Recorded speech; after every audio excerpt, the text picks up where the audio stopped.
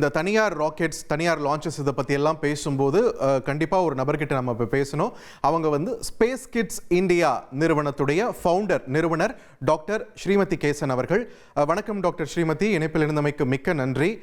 ஒரு சில வருடங்களுக்கு முன்னாடி ஸ்பேஸ் கிட்ஸ் இந்தியாவோட இந்த கலாம் சேட் லான்ச் அப்படின்னும் போது நம்ம எல்லாம் ரொம்ப எக்ஸைட்டடாக, ரொம்ப ஆவலாக பார்த்துட்டு இருந்தோம். ஒரு தனியார் சேட்டலைட் போதா, அதுவும் சிறிய அளவிலான சேட்டலைட்டான்னு சொல்லிட்டு நிறைய எக்ஸைட்மெண்ட். அதுலேருந்து இன்னைக்கு முழுக்க முழுக்க ராக்கெட்டே ஒரு தனியார் ராக்கெட்டானது விண்வெளிக்கு பயணப்பட இருக்கிறது. இந்த ஜேர்னியை நீங்கள் எப்படி பார்க்குறீங்க? என்னென்ன மாற்றங்கள்லாம் விண்வெளித்துறை சந்திச்சிட்டு இருக்கு? இது ரொம்ப அற்புதமான ஒரு கேள்வி அப்படின்னு நினைக்கிறேன் பார்த்திபன். ஏன்னா முதல் முறையா எதுவுமே செய்யறப்ப நிறைய கொஸ்டின்ஸ் ரேஸ் ஆகும். எல்லாருக்கும் எக்கச்சக்கமான சந்தேகங்கள். ஏன்னா பிகாஸ் விண்வெளித்துறை அப்படின்னாலே நாசாவை தான் முதல்ல குறிப்பிட தோணும் எல்லாருக்குமே உலக அளவுல. அதை தாண்டி இஸ்ரோ இவ்வளோ செயல்கள் செய்திருக்கா அப்படின்னா நம்ம சந்திரயான் 3 லிட்ரலி உலகத்தையே பெரட்டி போட்டுது. பட் நாங்க கலாம் சேட் பண்றப்ப சின்ன சின்ன குழந்தைங்க கூட இந்த விண்வெளித்துறைக்கு வர முடியுமா, என்னால செய்ய முடியுமா அப்படிங்கிற அந்த ஆர்வத்தை எங்களால தூண்ட முடிஞ்சுது. அன்னைக்கு நாங்க ஒரே ஒரு பிளேயர் தான் அப்படின்னு சொல்லலாம். இன்னைக்கு நீங்க பாத்தீங்கன்னா கிட்டத்தட்ட 350 ஸ்டார்ட் அப்ஸ் இருக்காங்க. நீங்க பாத்தீங்கன்னா மேல டெப்ரி மேனேஜ்மெண்ட், இன்ஃபேக்ட் சாதாரணமான எளிமையான வார்த்தைகள்ல சொல்லணும் அப்படின்னா டிராபிக் ரோட்ல எப்படி ஜாம் ஆகி அதை கிளியர் பண்றாங்களோ அதே மாதிரி ஒரு நிறுவனம் மேல இருக்கிற சேட்டலைட்ஸோட மூவ்மெண்ட்டை அலைன் பண்ணி அதை நேவிகேட் பண்றதுக்கான அந்த தாட் ப்ராசஸ் கூட போயிருக்கு. முன்ன என்னன்னா கவர்மெண்டல் மிஷன்ஸ் நமக்கு முக்கியமா வெதருக்கு இருக்கும். இப்போ அதுக்கப்புறம் பல வருடங்களுக்கு அப்புறம் இந்த டிவி சேனல்ஸ் இந்த மாதிரி ப்ராட்காஸ்டிங் இதுக்கெல்லாம் பயன்பட்டது. பட் இப்ப நீங்க பாத்தீங்கன்னா பயங்கரமான நுணுக்கங்கள், லேட்டஸ்ட் டெக்னாலஜி, ஏஐ இன் ஸ்பேஸ்.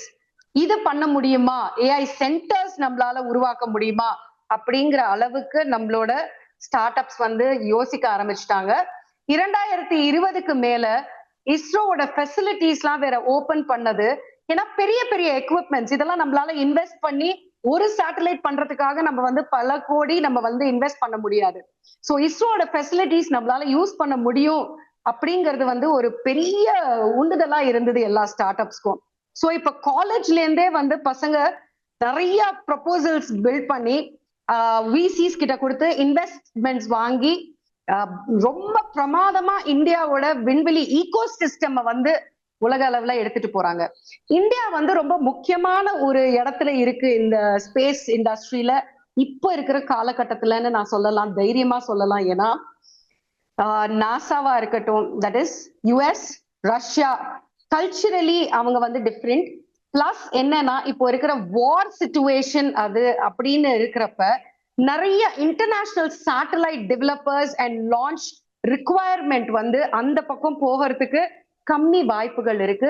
யோசனை பண்றாங்க அங்க போய் நம்மளால லான்ச் பண்ண முடியுமா, இத்தனை சேலஞ்சஸ் இருக்கு அப்படின்னு. சோ எல்லாருமே இந்தியாவை நோக்கி பாக்குறாங்க.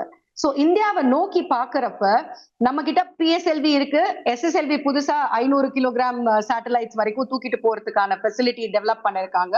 அதுலதான் உங்களுக்கு தெரியும் எங்களோட அசாதி சேட் 1 and 2வும் லான்ச் பண்ண இருந்தாங்க. சோ இப்ப நீங்க பாத்தீங்கன்னா 350 கிலோகிராமுக்கு இப்ப விக்ரம் இருக்கு. சோ எல்லாரும் இந்தியாவுக்கு வாங்க. எங்களுக்கு 350 இருக்கட்டும், 500 இருக்கட்டும், 1000 இருக்கட்டும், அதுக்கு மேல ஜியோ ஸ்டேஷனரிக்கு மேல இன்டர்பிளானட்டரி மிஷன்ஸ் பண்றதுக்கு LVM-3 அப்படிங்கிற பாகுபலி ராக்கெட் இதெல்லாமே நாங்க வச்சிருக்கோம் அப்படின்னு ஒருத்தருக்கு ஒருத்தர் கை கோர்த்து ஸ்டார்ட் அப்ஸ், இஸ்ரோ கை கோர்த்து நம்மளால இதை பிரசென்ட் பண்ண முடியுது உலகத்துக்கு. இன்ஸ்பேஸ் அப்படிங்கிற இந்த நிறுவனத்தை ஸ்தாபனம் பண்ணதுனால இஸ்ரோக்கு அந்த பிரஷர் இல்ல, இந்த ஆத்தரைசேஷன் ஒரு பெரிய ப்ராசஸ்.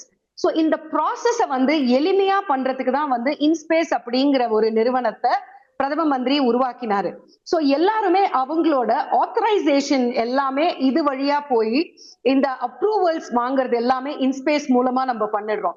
சோ ஒரு முக்கோணம் மாதிரி இருக்கு இன்ஸ்பேஸ், இஸ்ரோ, என்சில் அப்படின்னு. சோ இவங்க 3 பேரும் சேர்ந்து தனியார் நிறுவனத்துக்கு பயங்கர சப்போர்ட் பண்ணி இன்னைக்கு நம்ம ஃபர்ஸ்ட் லான்ச் ரொம்பவே பெருமையா இருக்கு. நாங்க 108 நாடுகளோட இப்போ ஒரு பெரிய நிலாவுக்கு ஒரு மிஷன் பண்ணிட்டு இருக்கோம். எல்லா நாடுகளுமே சொல்றது வந்து எங்களுக்கு இந்தியாவுக்கு வரணும், எங்களுக்கு ரொம்ப சந்தோஷமா இருக்கு, எங்களால ராக்கெட் லான்ச் எல்லாம் பார்க்க முடியுமா அப்படின்னு. சோ நம்ம அதை அவ்வளவு சுலுவா எளிமையா ஆக்கியிருக்கோம். இனி செல்லும் இடமெல்லாம் செய்தி. தந்தி டிவியின் வாட்ஸ்அப் சேனலை ஃபாலோ பண்ணினா செல்ல இருக்கும் இடமெல்லாம் செய்தி. இதோ QR கோட் இப்பவே ஸ்கேன் பண்ணுங்க, ஃபாலோ பண்ணுங்க.